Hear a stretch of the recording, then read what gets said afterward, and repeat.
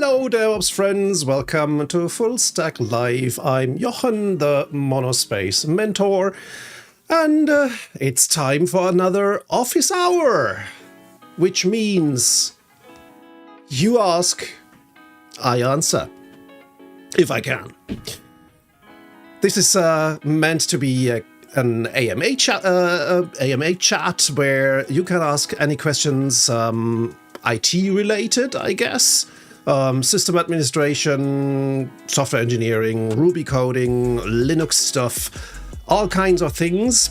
If you have any questions that you'd like me to try and answer, post them to our Q&A platform. And that Q&A platform is qa.monospacementor.com, where I'll collect your questions, where I can get them on screen, and where you can upvote questions that you like particularly. And apparently my Twitch connection from my Stream Deck is broken, so let's reconnect that.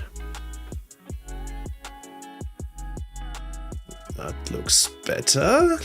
So here's the URL, qa.monospacementor.com. Let me know what you'd like me to answer.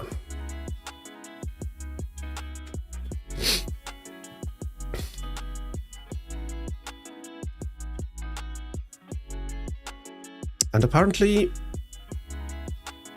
Spotify is playing on both channels again. That was very weird earlier when there was only the left channel. But hey, it is what it is. Computers, am I right?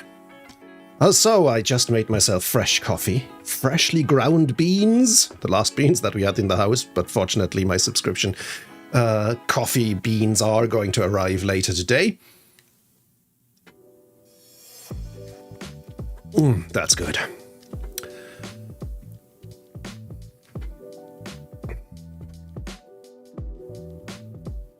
I guess we'll wait for people to come in. And of course, for questions to trickle in.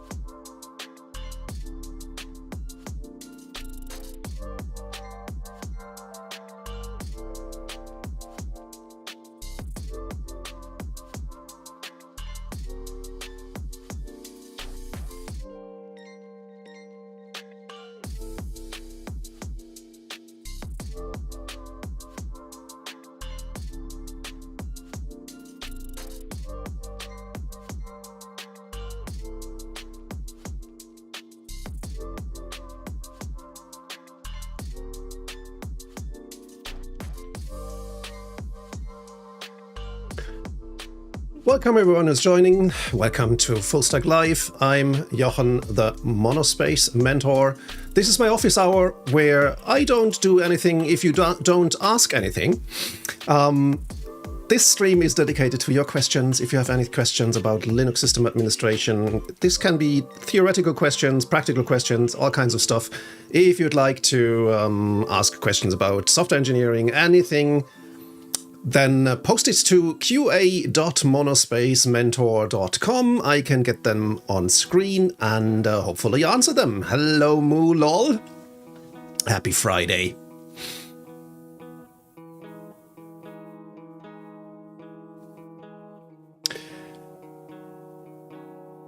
Let me do a little bit of housekeeping behind the scenes while I'm waiting for questions to come in, because I didn't prepare anything today.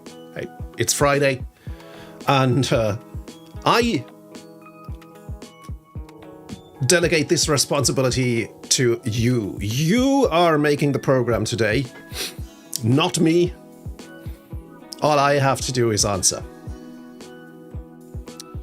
Which might still be a challenge, but that will depend. Let me see, a little bit of stream automation behind the scenes. Is there any command left?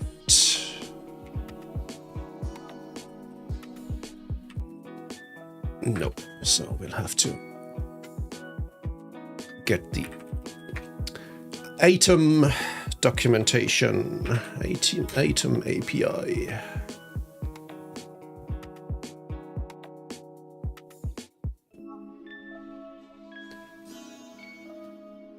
Okay.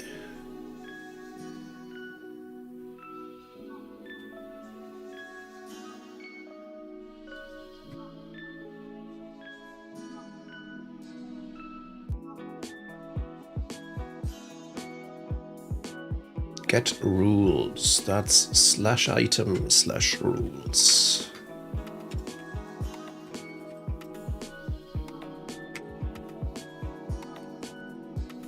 Nice. And where's...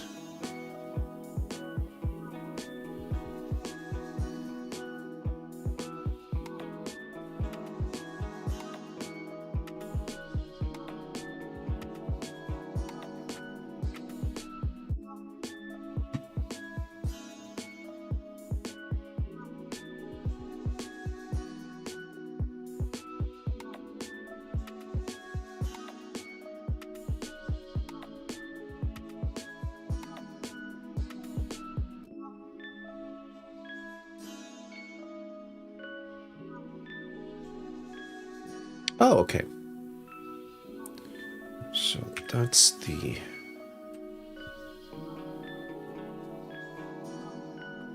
URL.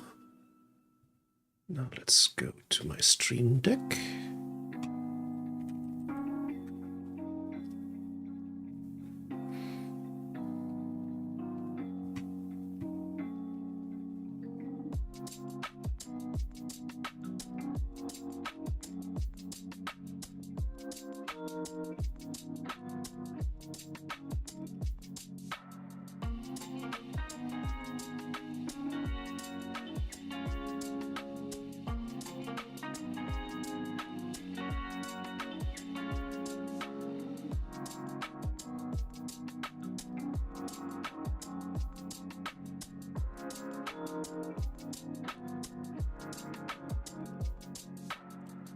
How do I send a HTTP request?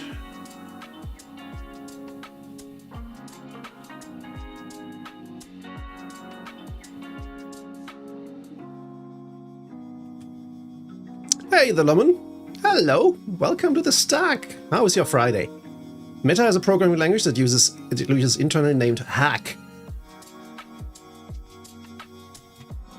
That is...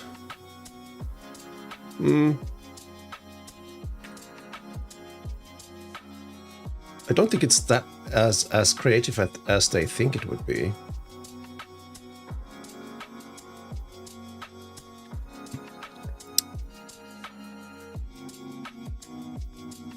Learning how to program and be amazing. You don't have to learn how to be amazing. The only thing left is learning how to program. Everything else you already have in the bag, man. I have a little bit of news, but let me finish my current thing first. I'd like to send a HTTP request to a local application, and how do I do that? Let's look up how I did it in other places. Question is, where did I do it? On the setup side, I'd say. Oh, it's atom get. I was looking for HTTP, but there is a specific get action. So let's see if I can find that. Oh, and we have an Atom plugin. Okay, brilliant. Atom, here we go. And now I just need the URL. And oh, that's already done. Brilliant. JSON response data none. Okay.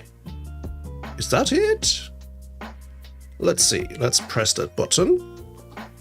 Bada bing.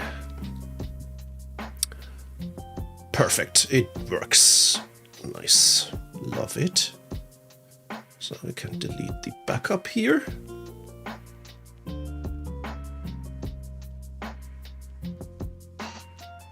Cool, cool, cool.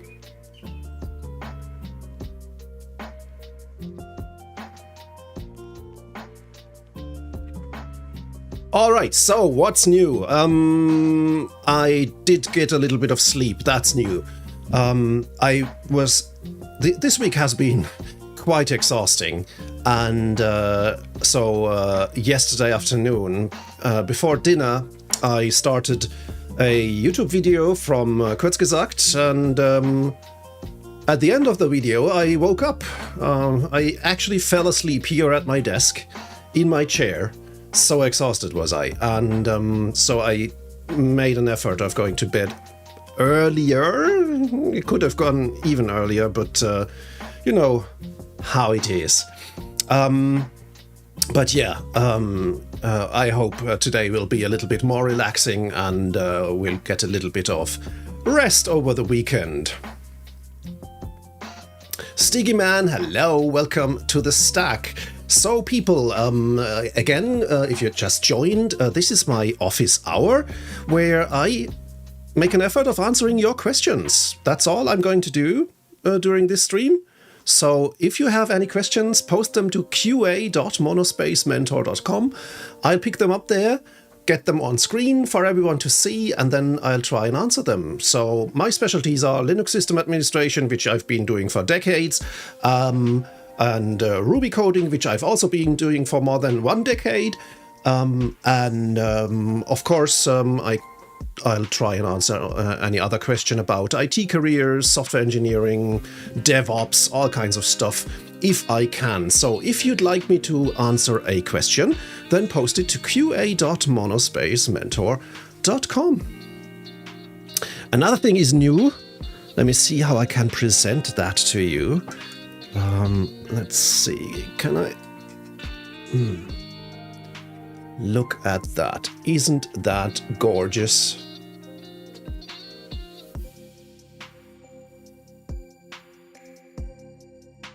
Doesn't quite focus because my... Ah, yes, I have fixed focus, so I need to pull that back a little. Isn't that cute? A little toy VT100 terminal that I got as a thank you from a maker who's going to build me a real working 1:3 scale replica of a VT100 terminal.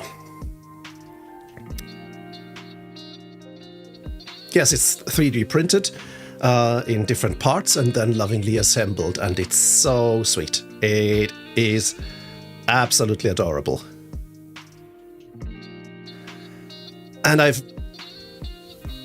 fell in love with the VT100 terminal ever since I watched war games in the 80s, and I always wanted one. But unfortunately, first of all, real working VT100s are really becoming rare and expensive. And so I did not have a chance to get one. I wouldn't also have the space for it, I'm afraid, because our house is cramped enough as it is. And so when I had the chance to back a maker who's actually making these scale replicas, I said, okay, I guess I'll have to spend a little bit of money. Still expensive, but it's going to be a new machine with a working display and a serial port, so I can actually use it as a terminal.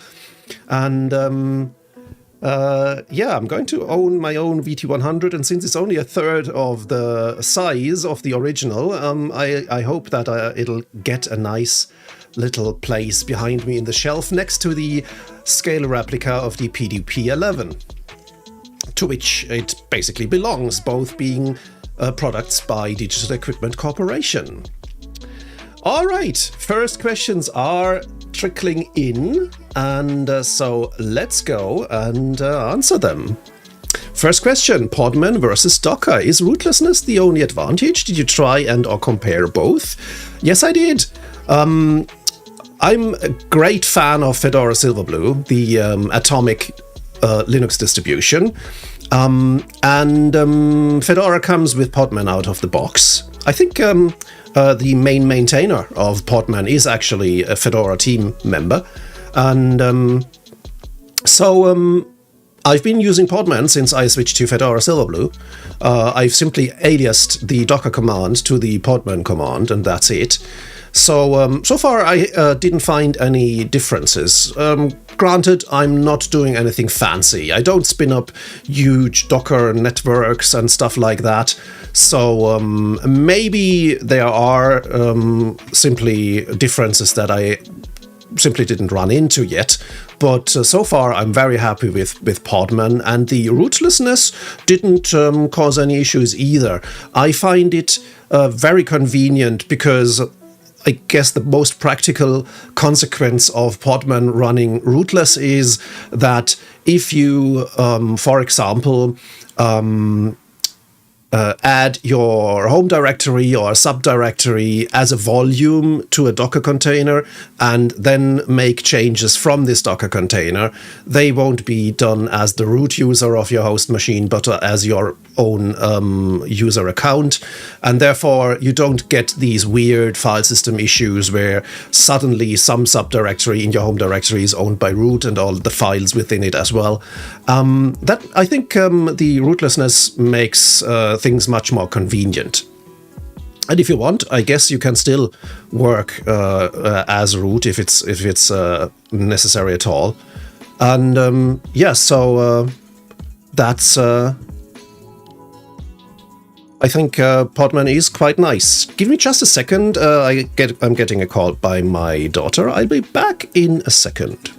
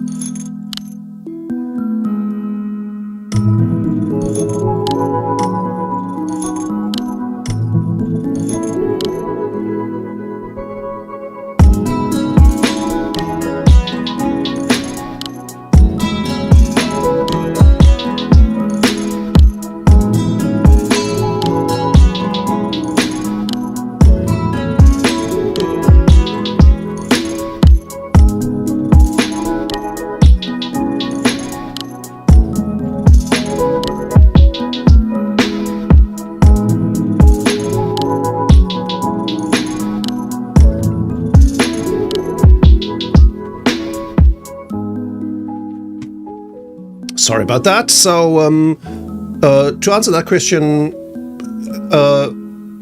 I think Podman is a very good alternative to Docker, and works nicely. So far, can recommend.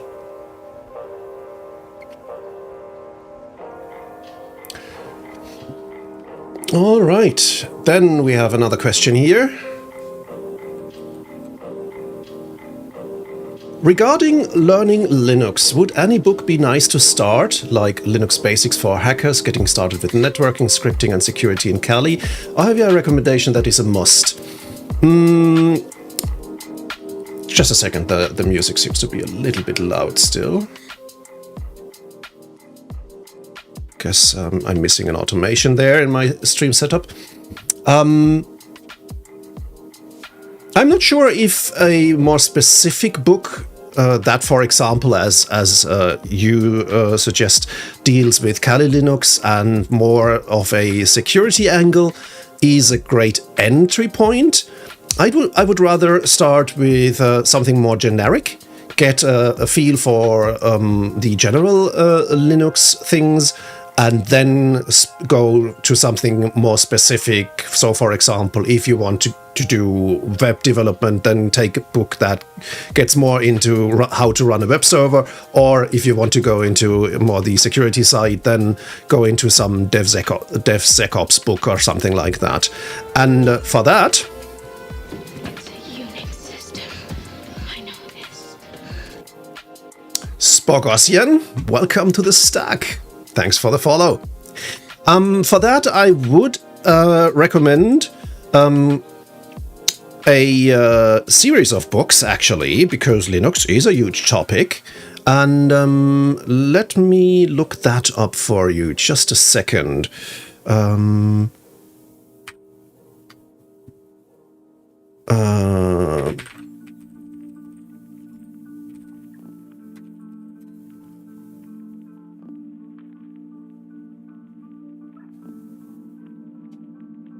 Yeah, here we go.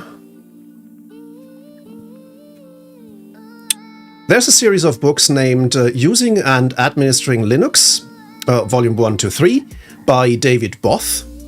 And David is another veteran Linux system administrator such as me, and I find his books very good. He introduces you slowly to everything that's related to Linux, going into the history of Linux first and things like that, more theoretical stuff, and then goes more and more into the practical things like shell commands and networking and all these things. And so I think, and basically these books are built like a course, and that makes sense because David used these books to give courses himself.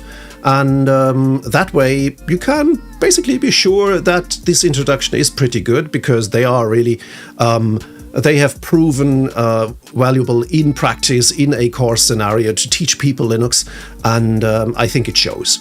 So that's what I would recommend, Using and Administering Linux. Start with Volume 1, and then if you like it, go on to 2 and 3. And that'll give you a very thorough and very broad insight into Linux and system administration in general.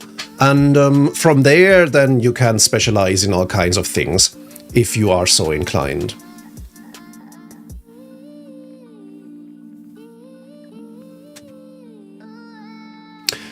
And we have another software engineering question, but I need some coffee.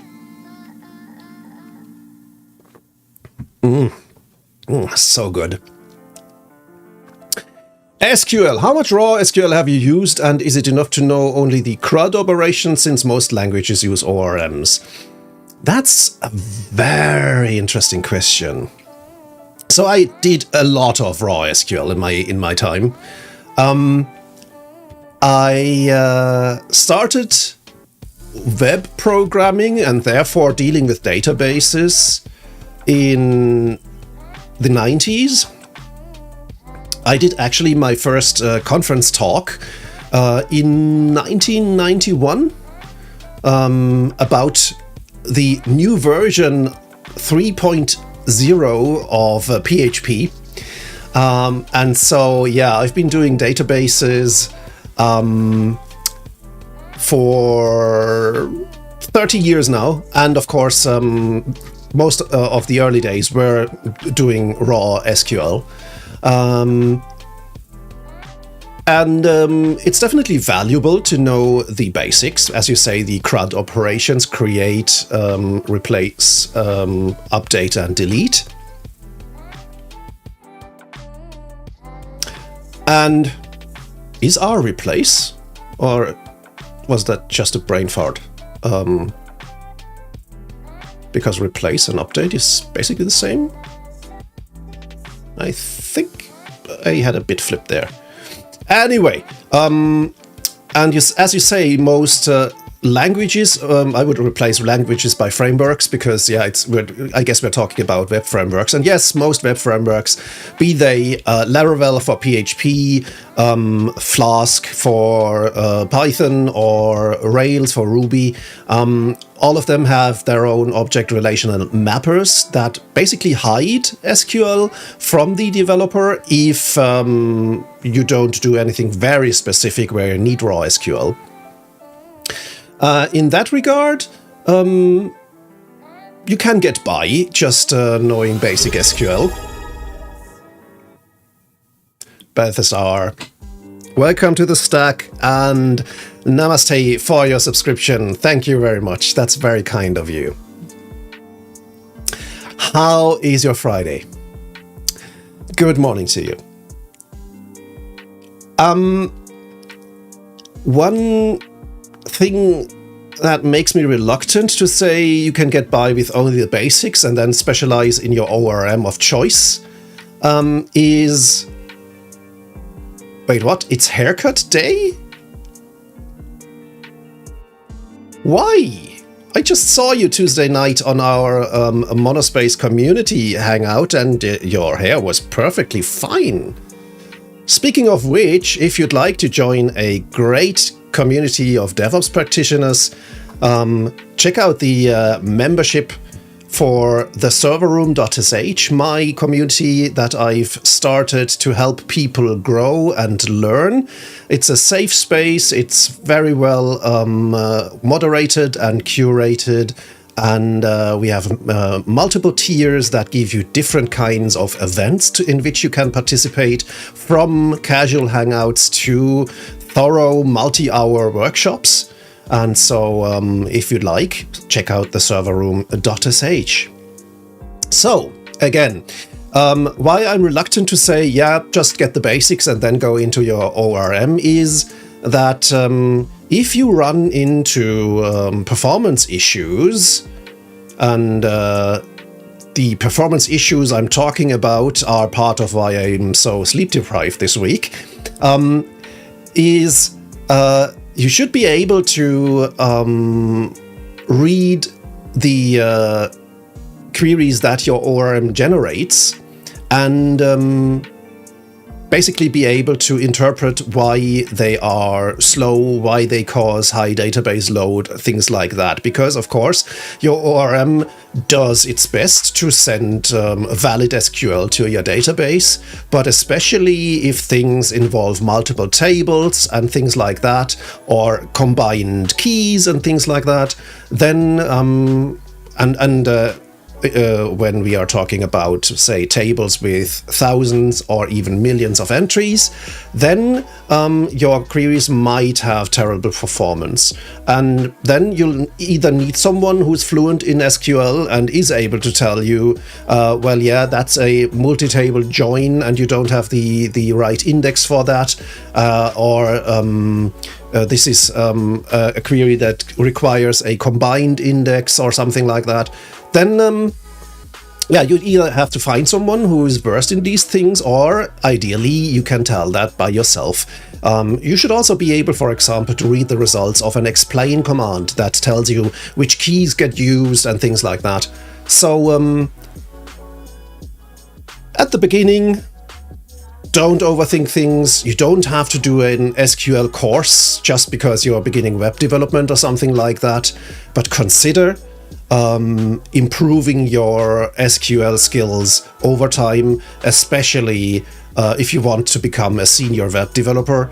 For a senior web developer, I think it's indispensable to actually have a grasp on the intricacies of SQL, being able to issue and interpret an explain command, or simply take a look at specific queries and find out which keys will guarantee high performance for these queries. Does that make sense? I hope so.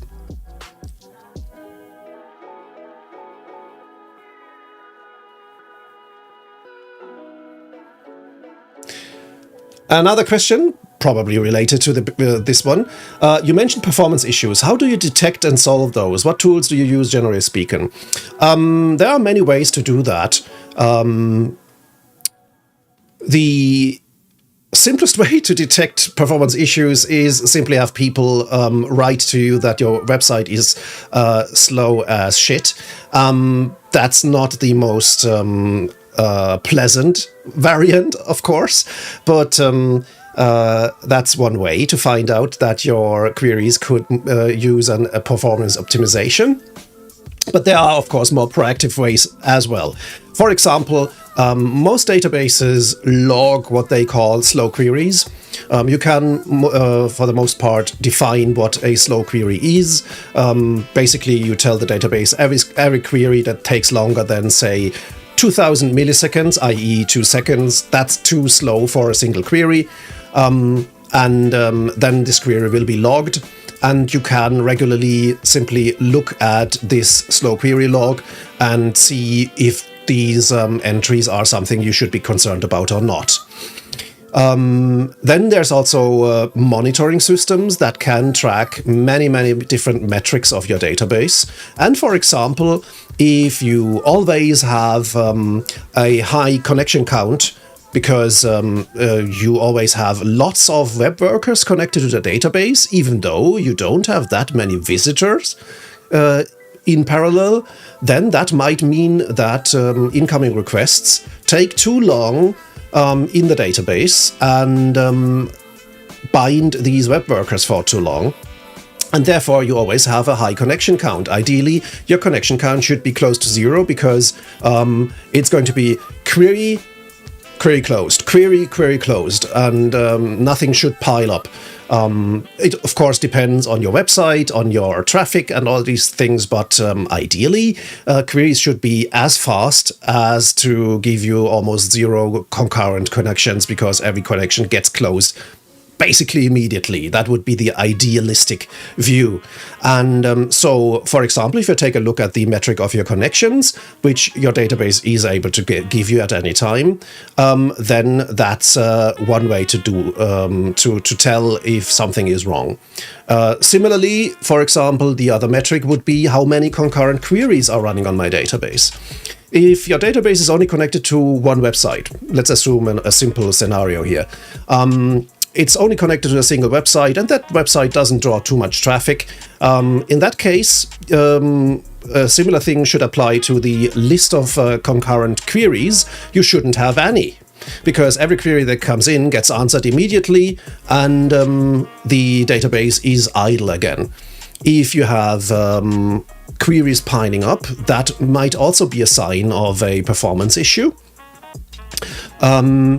And especially, of course, if you always have multiple or many queries in parallel, that definitely means something is wrong. Either queries are very slow, or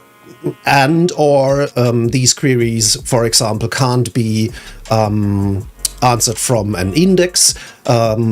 Some complex queries also require the database to collect lots of data first, before it then, for example, can sort the result set. And if the result set is in the megabytes or gigabytes even, then that data collection needs to happen on disk. It can't happen in RAM anymore. And so your database first has to write out all the results on disk, and when it's finished, then it can start sorting these results, and only then it can return the result set to your web application. And of course, that's slow as molasses. And if you have queries that stay a lot of time inside the database, where you see that the database is doing a disk sort or something like that, or a full table scan across your complete data set, things like that, that's how you can detect if you have performance issues and need to optimize your queries.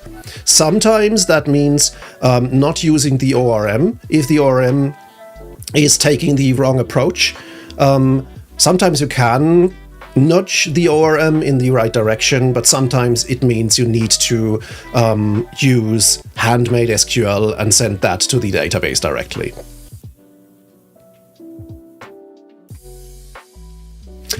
Here's a question. I see you have a workflow that you record projects you're looking to check out. How does that work? I assume you are referring to my Mastodon account, where I post from time to time, here's a project that I'd like to take a look at. And, well, it's just the two of us, I guess, so I'll share that secret with you. I have simply wired up my GitHub stars to Mastodon.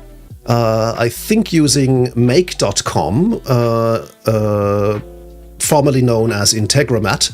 And so whenever I star a GitHub repository, that then automatically triggers this Mastodon post.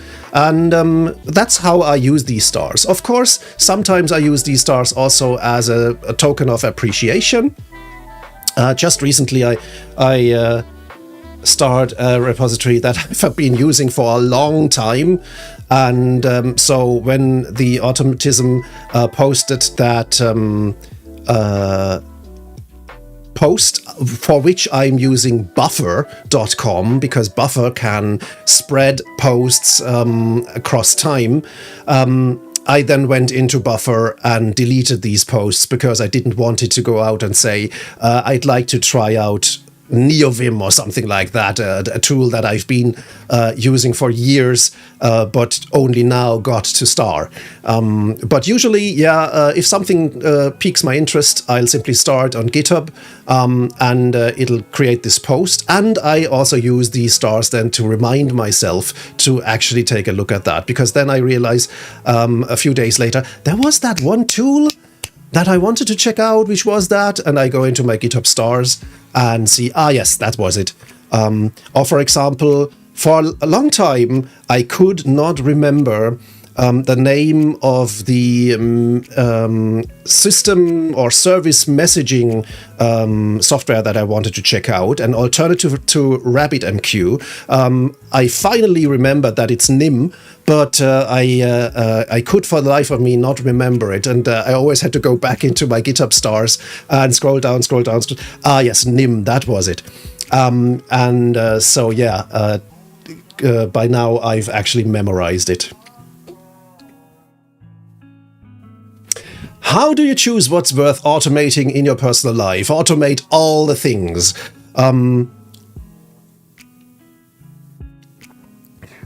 Not quite, but I'm a fan of automation, not only because it's fun, but also because I really feel that time is my most valuable and most scarce resource. I guess it's an expression of privilege that I don't have to complain about other things. But time is something that's really, really short, especially now that I've started monospacementor.com on the side of my daily business, and still want to be a good father and husband, and still retain a little bit of time for myself as well, just for my own well-being. And so automation plays a huge role in my life, actually. I don't want to spend time on things that can be automated. So I always try to find things like the make.com automatisms and things like that to make things easier for myself.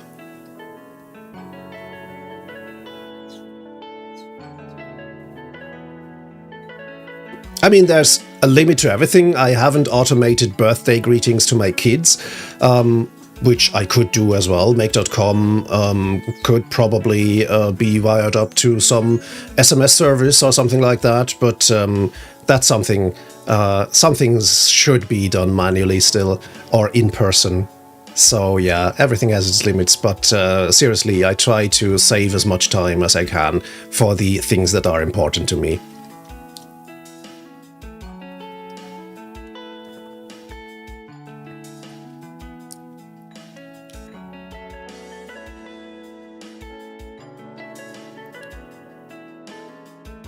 In chat, Freedom DAO asks, is over-reliance on AI a danger if AI has sentience?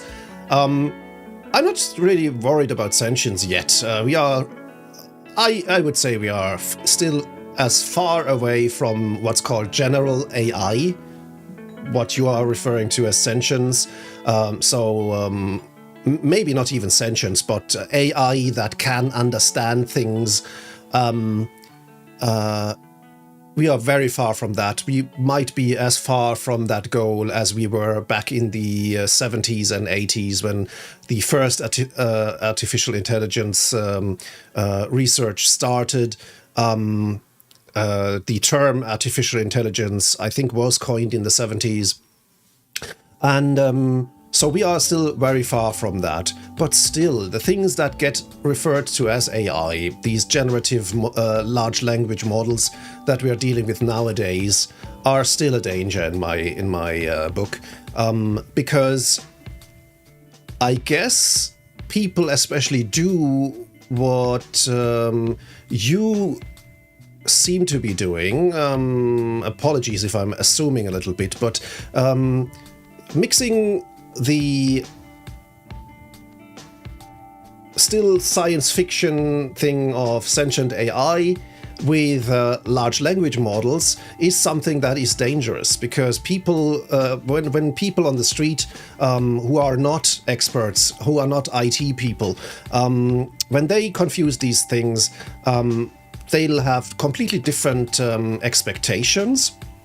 And for example, if politicians, which I also count as people on the street, or as non-experts at least, make decisions or regulations or laws based on a skewed interpretation of how things are, then that's dangerous as well. And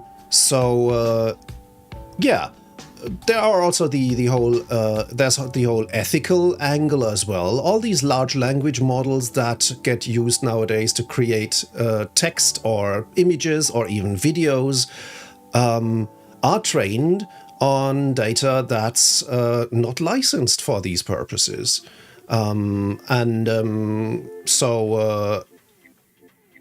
Using these models simply perpetuates this abuse of public content.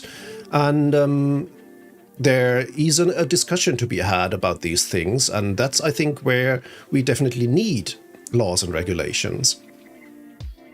And Praxeus very validly adds the environmental impact should also be considered here. Yes, you have to look at what do we get from these large language models, and what is the price.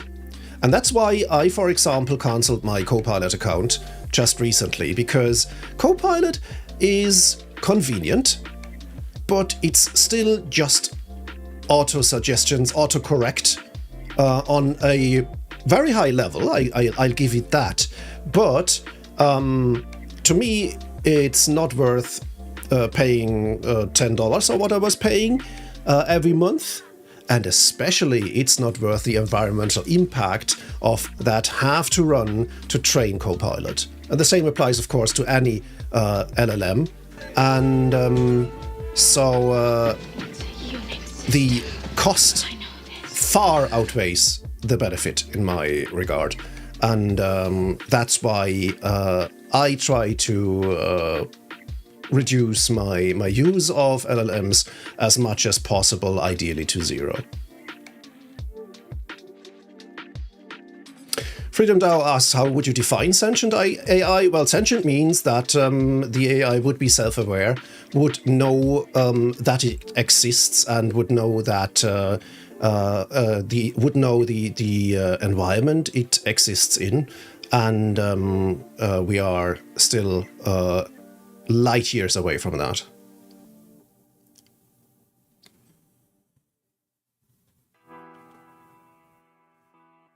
Here's another question on the board.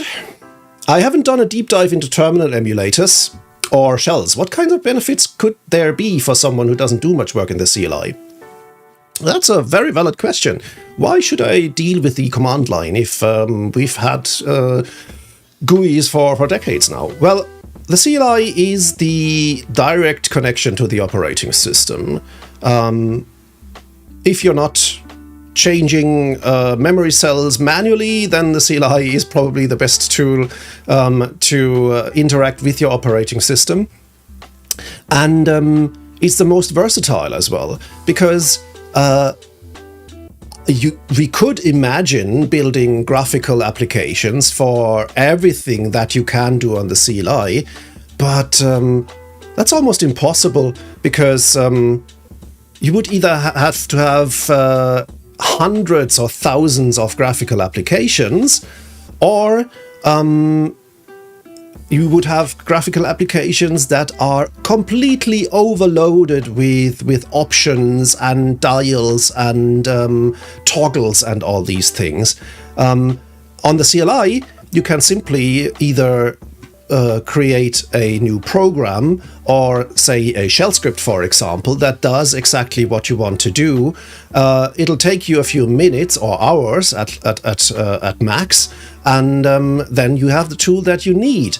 I mean, take just a single tool like Git, for example. There are GUI clients for Git, and some of them are really good, but I'm pretty sure they still don't expose everything that the Git CLI command can do. Valid counter question could be, well, yeah, but how often do you need these more esoteric features? Okay, I'll give you that, but still, sometimes these esoteric features are necessary, otherwise they wouldn't exist. So being able to do your stuff on the CLI is definitely the most powerful way to do things and the most flexible way to do things. I still do some things in a graphical user interface because simply it's more convenient. But for example, I still use the Git CLI client for 99% of my interactions with source code repositories, because by now I have it in muscle memory and I don't need any graphical interface, even though my IDEs or other tools like LazyGit provide them to me. But oftentimes I'm simply much faster using CLI than a graphical user interface. Sorry, I'm distracted again by another call, so give me just a second.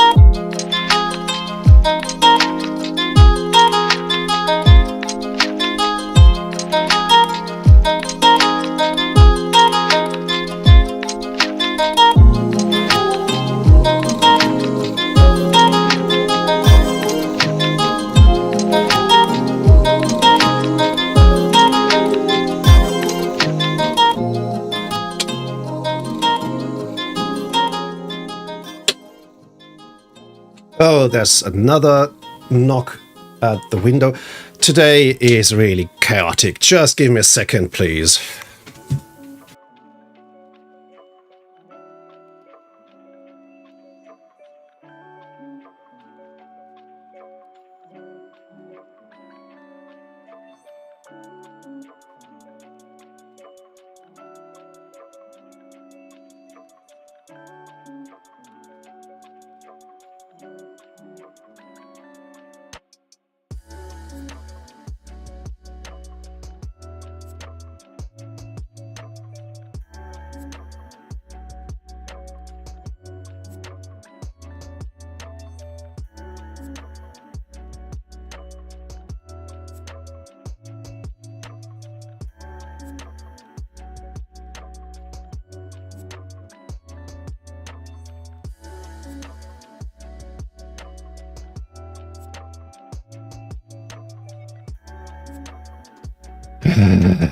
family. Ah. All right, where were we? Terminals with chat quickly. Balthazar writes, there was a fun showcase of TUI tools on Hacker News the other day, and this brought up some good questions along these lines. One of the arguments that I've come to agree with is that the terminal itself, while mired in a lot of really old constructs, is still a fairly ergonomic lowest common denominator for gluing data from a lot of sources together. That's definitely true. It simply works, and it also works simply, and thanks to the Unix philosophy of one tool that does one task well, and being able to connect different tools together is amazing and still works great. And just yesterday, I think we had a mention on the Monospace Discord, which you are invited to join, where a new community member mentioned NuShell. NuShell is a great idea, and a very interesting one as well that I'd like to try out, because NuShell implements the same Unix philosophy with pipes between different tools, but these pipes don't transfer just unformatted text anymore, but structured data. And so you can still ls and then do a grep or something like that, but suddenly you can tell grep to look for the file size or sort by file size or something like that, because the shell has semantic information about the data it transfers between commands, and that is really, really powerful and a great modernization of the decades-old paradigm that Unix introduced.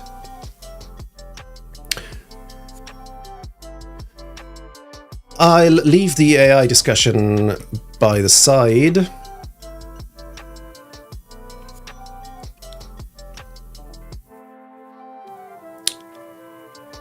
Prexeo says a very nice thing about the CLI is the ability to build very simple scripts to handle repetitive tasks. These can even be built into full workflows. Exactly. It's basically Lego for system administrators, and that's the great thing. You can simply take different commands or even create custom commands yourself that you can then mix and match and interconnect. And how will you do that with your GUI applications if this specific features hasn't been built in and designed in from the start? So yeah, that's definitely something very great. Yak and Chair says, oh, I missed the office hour. No, you haven't missed it. You're in the middle of it. The office hour, at least the first one, is actually over. Now it's 3 o'clock here, but we are still going. So welcome, Yak and Shares. Noyan Rain asks, is this NuShell you were talking about? Yes, that's NuShell, and it's definitely something I'd like to spend an hour or two with.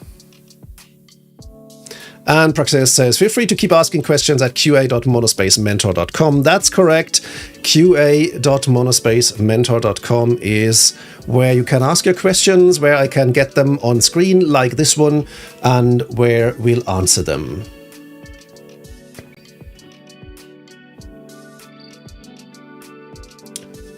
Let's make sure I get my coffee intake.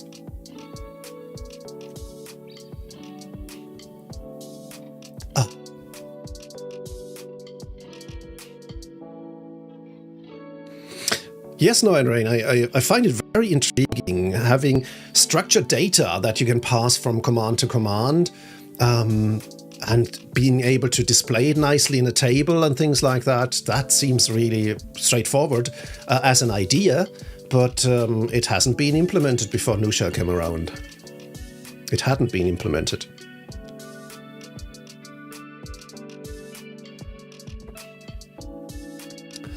Isab says, this is a direct transition into over-engineering. Spend 1 hour on something that takes 10 minutes to do manually.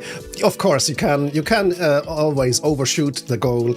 And there's, of course, a brilliant XKCD cartoon about automation as well. where you get a nice table when it's worth to automate something. I'm pretty sure you can simply search for XKCD and automation and you find it.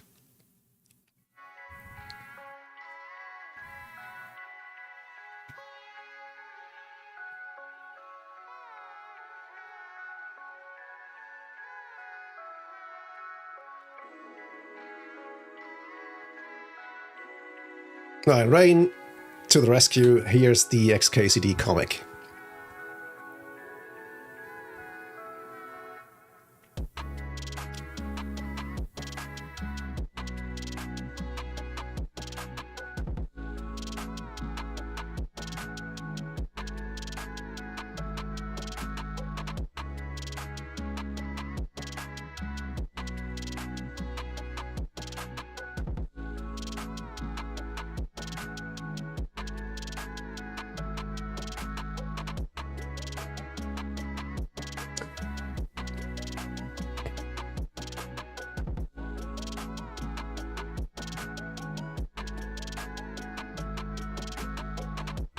What's happening now? What's he doing? Well, he's waiting for a question.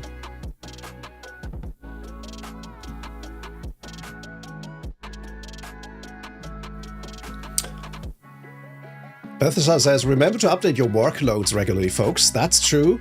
And for example, that's a great feature that I love about the Linux distribution I'm using. I mentioned earlier that I'm using Fedora Silverblue, but in specific, or more precisely, I use Bluefin DX, which is a container image based on Fedora Silverblue and built by Universal Blue. And you'll find the GitHub repository at ublue-os/bluefin. And Bluefin is very developer-oriented, and so it does these updates automatically. It has container toolbox and distrobox built in. It has Homebrew built in to install command line tools. And of course, it uses FlatHub and Flatpak packages to install graphical applications. And it has a built-in cron job that every day updates all of them automatically. So you don't have to do barely anything to keep your system up to date. It also does the actual system update of the operating system automatically. And since it's based on Fedora Silverblue, that happens in the background as well and only activates when you reboot your machine. So all of these things happen once a day automatically. And basically all you have to do is reboot your machine from time to time or simply power it off overnight. And you'll always have up-to-date installations. And I find that really convenient.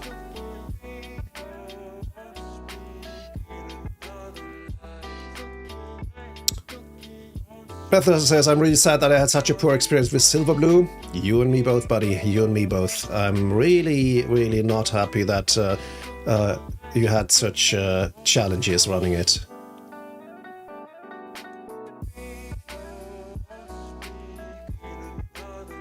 Normally, it really works well.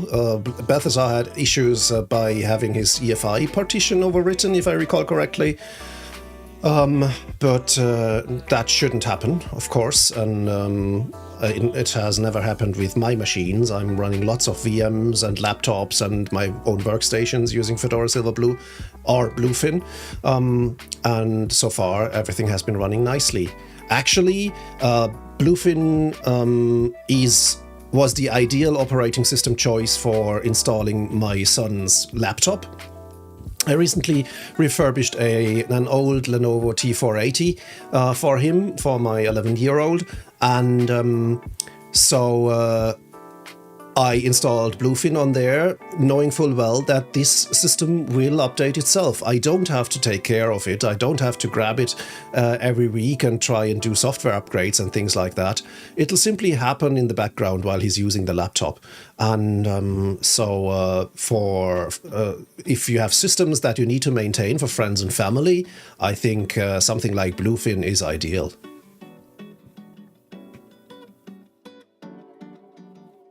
And yes, Pop!OS is definitely a great alternative, especially with the exciting new Cosmic desktop.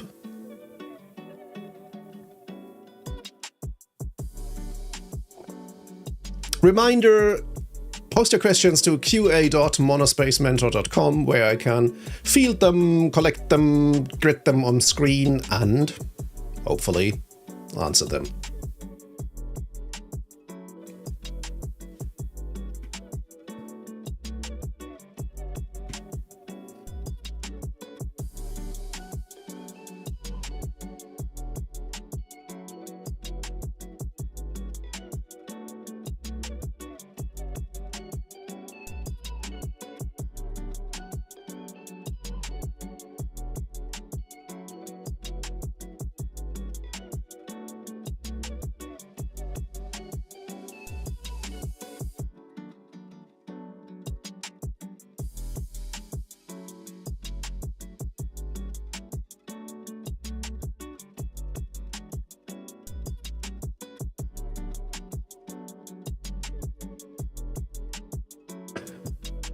Another question on the board.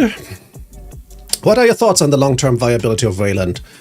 Long-term, I think Wayland is perfectly viable. I have my doubts about the short-term, though. As far as I can see, Wayland is definitely the right idea.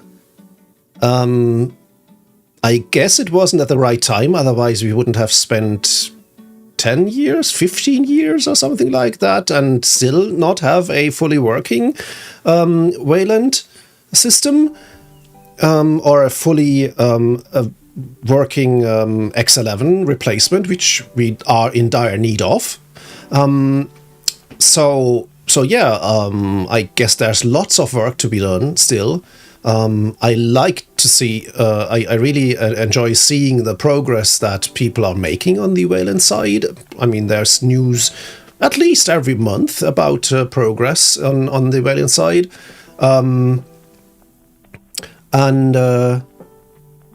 So it definitely is progressing, but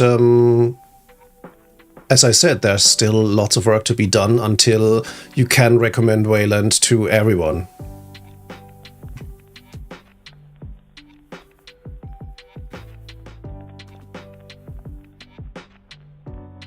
Bethesda feels like there's a lot of folks moving the goalposts with regard to its functionality.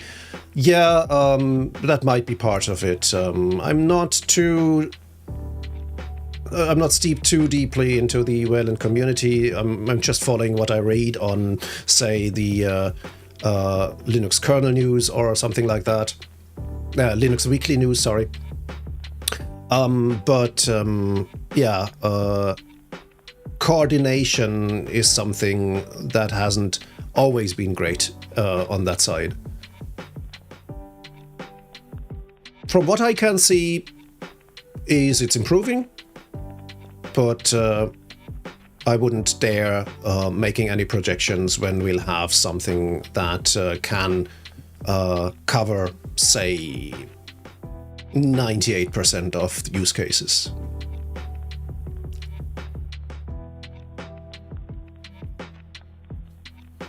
Yes, Balthazar, that's the downside of it.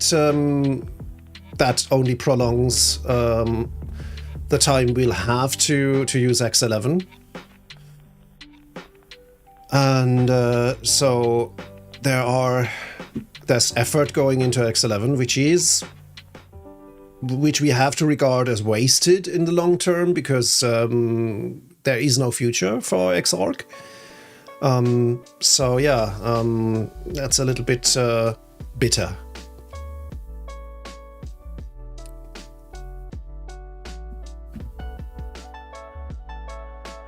In summary, Wayland is great. It's a great idea. It's definitely an improvement over X11, which is 40 years old or even older. And as Balthazar says, the bus factor is not good. And yeah, there is no development on X11 anymore. There are bug fixes, things like that, but the whole design of X11 was built with a completely different use case in mind than we usually have today. And so no, we definitely need Wayland to replace Xorg as fast as possible. I just don't see it reaching a point where it's a general solution within this year or something like that.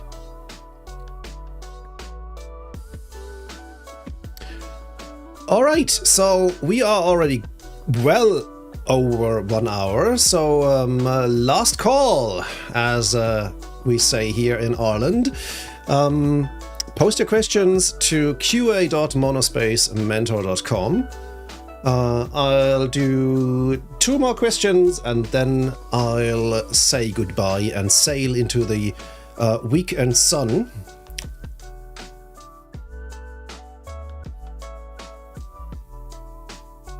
It's either going to be 2 questions or if we reach the half-hour mark. So there's still time to answer a few questions. Simply post them to qa.monospacementor.com.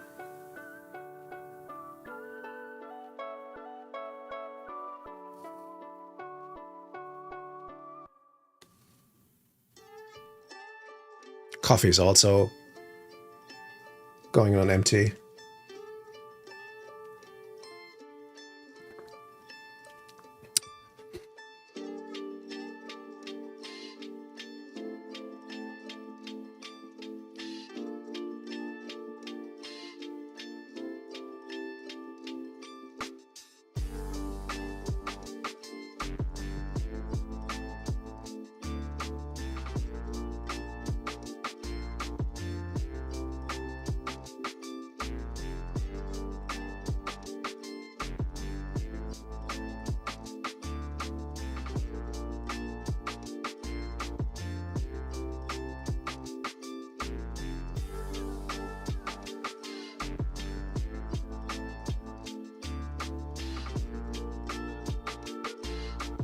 By the way, if you'd like to ask more complex questions, if you'd like me to demonstrate something here on stream, or if you have a question that requires me to do a little bit of research, then you can actually ask these questions as a member of the server room, my DevOps community, where you have access to a safe little community forum where we not only do lots of events together, but also where you have the opportunity to post questions in advance of my office hours, and that will give me enough notice to actually prepare an answer if it's something that I can't do from the top of my head.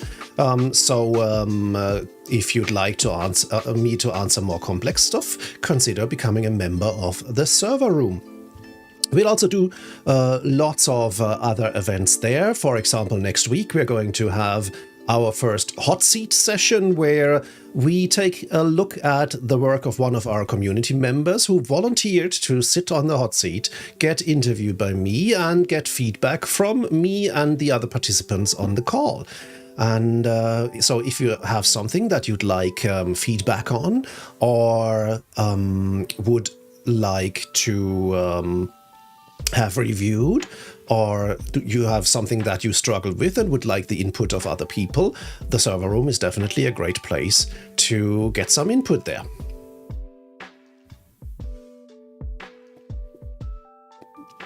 Here we have another question. If you ever went back to hosting your own racks and had to decide a new compute stack for your company's workloads, with your current knowledge, how would you design that architecture?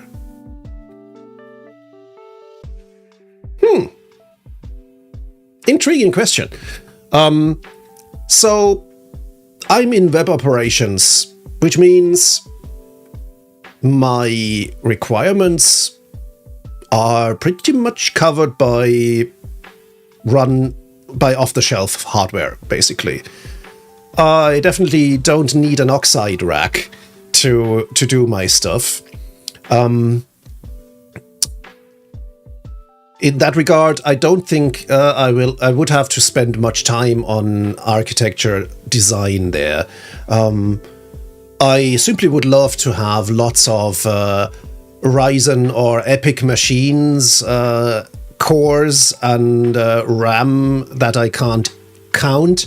And that would basically cover things for me.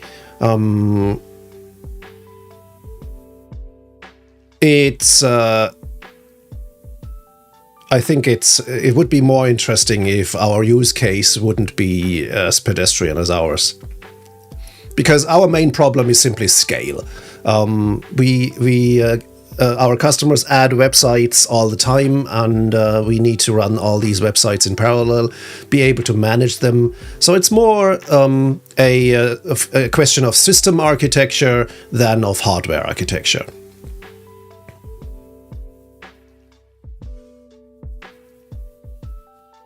But it's actually an intriguing question.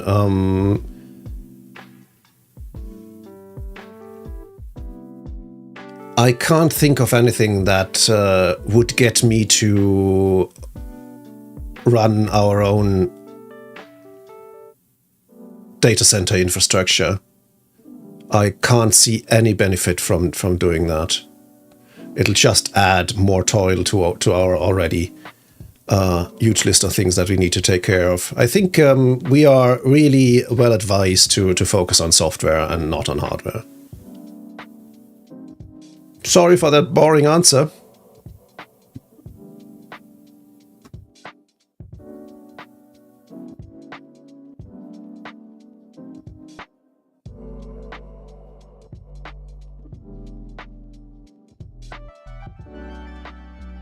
All right, we are down to one more question or 7 minutes. Then I'll close the board and wrap up the stream. And sit in my camping chair in the garden. Probably reading up on stuff that I need to link in my next newsletter, which is going to come out Monday morning. Every Monday morning, I'll write a newsletter, or I'll send a newsletter. Hopefully it's written by then. And it'll always come with my mentor monologue, a column that I write on a specific topic, and updates on what's happening in the server room and things like that, all around Monospace Mentor, and a bunch of reading recommendations, articles that I enjoyed and would also recommend you to read. So if you're interested in that, check out the URL that I just posted and subscribe to the newsletter there. No spam, no nothing, just solid DevOps content.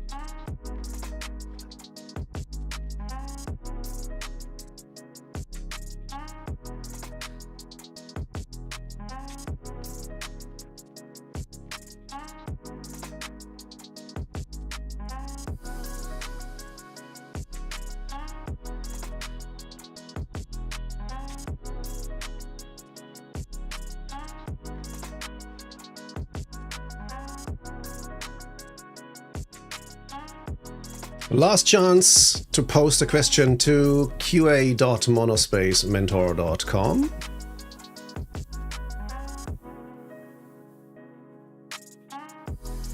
And have it answered by yours truly.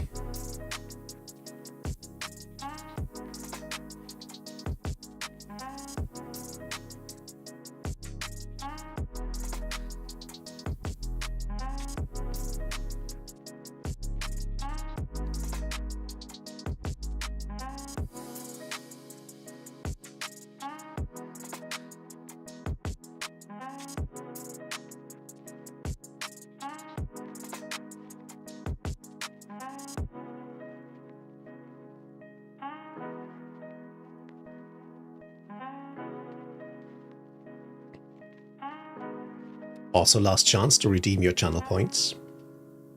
For today, at least.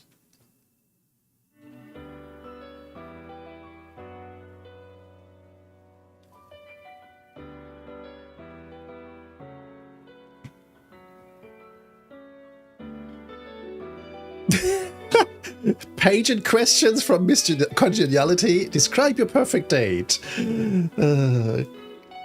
Yeah, I think that's a little bit out of scope for my IT office hour.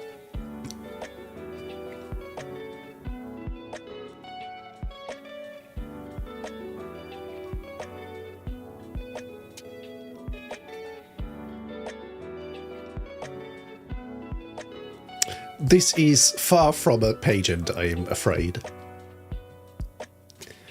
All right, folks, so I guess it's time to wrap things up. I've already checked who we can raid, and it's going to be our friend Theo. We're going to raid Theo. Let me line that up. And as always, this has been great. Thanks for all your questions. Thanks for chatting. I had a lot of fun. I hope you had too. If you want to get merch like a Monospace Mentor hoodie or maybe a Bash Bear, then check out my merch. And otherwise, I bid you farewell. I wish you a great weekend. I'll be back next week with my live coding streams and, of course, another office hour. And as mentioned, we'll have interesting stuff happening on the server room as well. Check all that out, and I hope to... Oh, wait. There's something that Amir Rajan, the author of Dragon Ruby, asked me to relay to you. I've recently been using Dragon Ruby to build a network simulation. Dragon Ruby is a game development toolkit, but I'm using it to write a network simulation for load balancers and things like that. And Amir not only reached out to me, but also joined our Discord and wrote to me that Dragon Ruby is free at the moment. You can get a free license for Dragon Ruby during Ruby Kaigi, which is the currently running Ruby conference in Japan. And there's also a game jam going on for which Dragon Ruby is free. So if you'd like to check out Dragon Ruby, this is the perfect time to do so. That was my PSA, and now let's go and raid Theo.